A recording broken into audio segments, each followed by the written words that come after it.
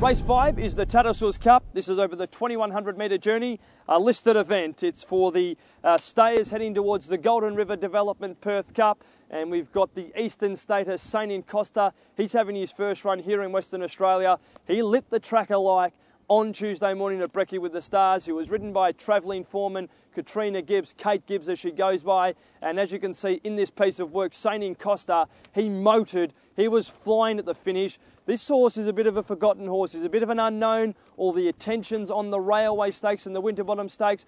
Let me tell you, Saint Costa's last run in Victoria, it was absolutely phenomenal. That was behind Faulkner. It was over 1800 metres. He's just going in the right direction, heading towards the Perth Cup. And I think in the Tats Cup, he's a really live chance on that work we just saw. Craig Williams will ride down at the 53 kilograms, and certainly Saint Costa, in my opinion, will be hard to beat.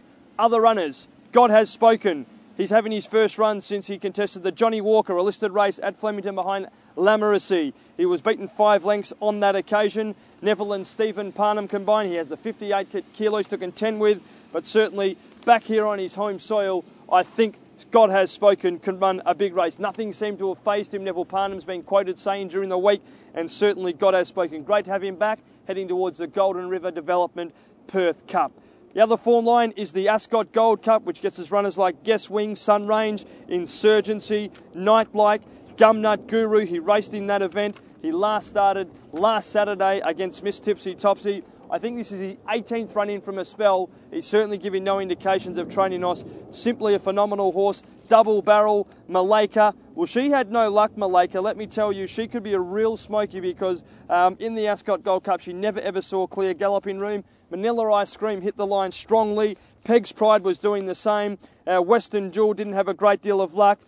Big Josh, Campbell McCullum and Dan Morton combined. He's a horse that's stepping up to the 2100. This too is another great race. We then have Senor de Gama from the Simon Miller stable. His efforts haven't been all that bad of late. This is a tougher ask for him, but he's certainly doing all the right things. A really tricky race, race number 5. I'm going horse 12, Saint Costa. His work on Tuesday, that was too good to go past. I'm race 5, number 12, Saint Costa.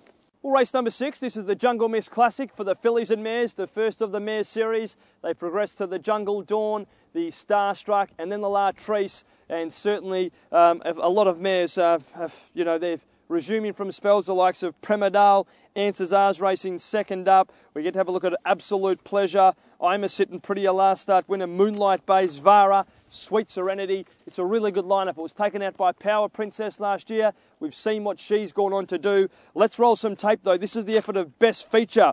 Finished 5th behind Soul Say. I thought it was a pretty good performance. They didn't go overly quick. She loomed largely, just run out of condition over the latter stages. 150 from Thunder Love and Summer Swallow. Best Feature coming down the outside, but Soul Say boots clear, and Soul Say, the good thing for the day, pulls away to win from a great finish for second and third. Well, look, it was an absolutely outstanding performance there by Best Feature. Her effort 2 starts back when finishing second to Moonlight Bay was really good. Last start also, as I said, they didn't go overly quick. I thought she stuck on really well. Zvara was in 3rd place. She's racing second up. I'd like to see her. She's probably going to be better suited over the Jungle Dawn distance and the Starstruck and even the 1800 metres of the La Trees. But it certainly wasn't a disgraceful effort. Summer Swallow, another horse that hit the line, locked in battle with Best Feature. There wasn't a great deal separating them. Well, Premadal, she was racing first up in this race last year. She then went out to take out the Jungle Dawn. A really good effort on that occasion. She's had a trial back at Lark Hill on the 14th of November. The 58.5 could be the stumbling block for Premadal, but certainly if she brings her A game, we all know she's a high-class filly, high-class mare, I should say. Other runners in the race, well, we have Karen McAvoy on Sweet Serenity, a horse who I think's a really good chance. Her trial was really good behind Flying Heritage, who we saw win on Wednesday, and certainly Sweet Serenity is not without claims in this race. In fact, I'm putting her on top. I think she'll be pretty hard to beat horse 15. So in race 6, the Jungle Miss Classic, I'm going each way with Sweet Serenity. I just think with Kay McAvoy aboard from the good draw, her trial was good, her track work was good. Each way, I'm going race 6, number 15, Sweet Serenity. Well, race 7 is the Sky Racing WA Guineas, a Group 2 event, $350,000 at the winning post. And the main form line here is the Faritha Stakes. This is the highly impressive Simon & Miller prepared Ron's Call. He was settled behind the speed. The leader wanted to lug off approaching the home corner. Nucky pressed the go button. He put the race beyond doubt within 2 strides. Watch for Shiny Knight running home. Also Fort Courage, who was third. King Saul was in 4th place. Shady Bet 7th. Lord Hatteras was in 6th, but all honours with the winner, the mighty Ron's Call. Behind them, Fort Courage and King Saul's a mile back, but Ron's Call got the rails run, dashed through, hit the lead and races away. 200 to go. Ron's Call put 4 or 5 lengths on them. King Saul's beginning to run on. Battling away, Lord Hatteras, Shining Knight from well back, but he's coming away with a great win in the Faritha. Ron's Call, he cruised in. Well, look, a lot of people would say, how are they possibly going to beat Ron's Call? Because that was an absolutely dynamic victory there in the Faritha Stakes. And it was. The 1600 metres, it certainly looks ideal. He wasn't let out of second gear. Peter Nucky had his feet on the dashboard at the finish, but certainly the runners behind him, the Shining Knights, he gave all the indications the extra distance will suit. He's drawn barrier 6. This is the first time he's drawn a barrier. What a race to do it in the Sky Racing WA Guineas. King Saul, who was vying for favouritism, he was rocketed on the tote late. He started the $2.40 favourite. The blinkers go on. Now, he worked with Aviennis on Tuesday at Breckie with the Stars, and it was a magnificent piece of work by this horse. He's a really, really serious galloper, and I think that the big King Saul, he's going to finish a lot closer to Ron's Call. The barrier draw, we'd expect Ron's Call to position just behind the speed. He'll look to get a bit of cover with the scratching early of Paddy Milas. It does take a bit of the speed out of the race, but we still expect him to run along a little. Single Spice will roll forward. She'll be making sure that the race is run at a strong clip. And if Ron's Call can position just behind the pace, I certainly think he'll be awfully hard to beat. I think Craig Williams aboard King Saul. He'll try and get on the back of Peter Nucky. If he's within striking distance, he'll really make a race of it. It's a really exciting race, the WA Guineas. It's been won by some great horses in the past, but I think especially these two, Ron's Call and King Saul, they certainly look to have a lot of class on their side. It's fair to say King Saul, he wasn't the same horse last start. He raced like a horse that needed blinkers. He gets them. His track work was phenomenal. He'll be right in the finish. Some of the fillies in the race, I should say. Red Hot Sacks, her effort last Saturday in the WA Champion Filly Stakes was good. She finished 2nd. El Machino was in 3rd. K-Una was 5th, wasn't beaten all that far. And certainly over the mile again, 3rd up from a spell. She should be ready to show her best. A great race, the Sky Racing WA Guineas. I'm all over the one Ron's Call. I wouldn't want to be taking too short a price. I think King Saul's the big improver. Pretty keen though. Race 7, the first leg of the quaddie. Number 1, Ron's Call. Race 10, the final event on the bumper program is the Calton Dry Handicap. This is over the 1,000 metre distance. Let's go back and have a look at the last start victory of Gotham City.